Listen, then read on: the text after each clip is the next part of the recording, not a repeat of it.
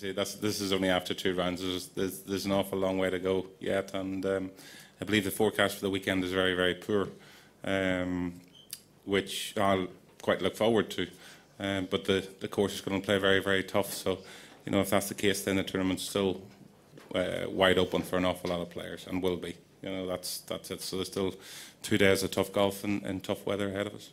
You know, it's been great. The support I've had the first 2 days has been fantastic. You know, they've been shouting and roaring for me and what have you, and it's been a while, but it's certainly been very enjoyable and it's definitely helped.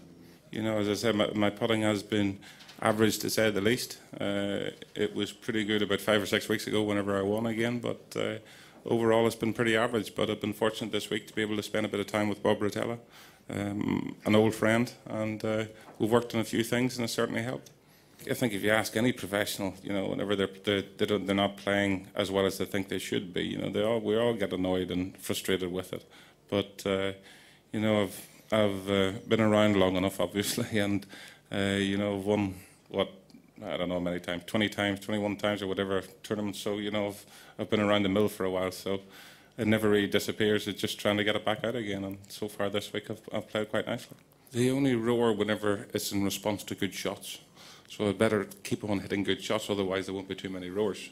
So, you know, as I just said there earlier, it's an awful long way to go to Sunday. But no, I'm in a position which I'm very pleased to be in, and I want to keep getting better and better and better, and hopefully come Sunday, get myself right in the mix. You know, this golf course, a funny bounce at the wrong time, anything can happen. But you know, right now I'm very pleased where I'm at. I've been doing a lot of practicing in bad weather in Portrush because that's usually what we get at Portrush. So that's a little bit harsh. It's not always that bad, but it's certainly been tough conditions practicing there. Not quite as easy as it was when I was living in London. So you know, it's a case of getting used to playing in bad weather on links again, and that's what I've been doing all over the winter and stuff at home. So hopefully it will stand me in good stead. We've got back-to-back US Open champions from a little small country like Northern Ireland. I mean, that's just a massive achievement. You can't explain to you how big that actually is. And we've got 2 wonderful ambassadors for Northern Ireland in GMAC and Rory, and it's been great. So it hasn't really affected me, apart from being proud that I'm from the same place as they are, and that I may have given them a little bit of a helping hand here and there on the way up. Well, Rory came through my foundation. So I'd known him from when he was 12, 13.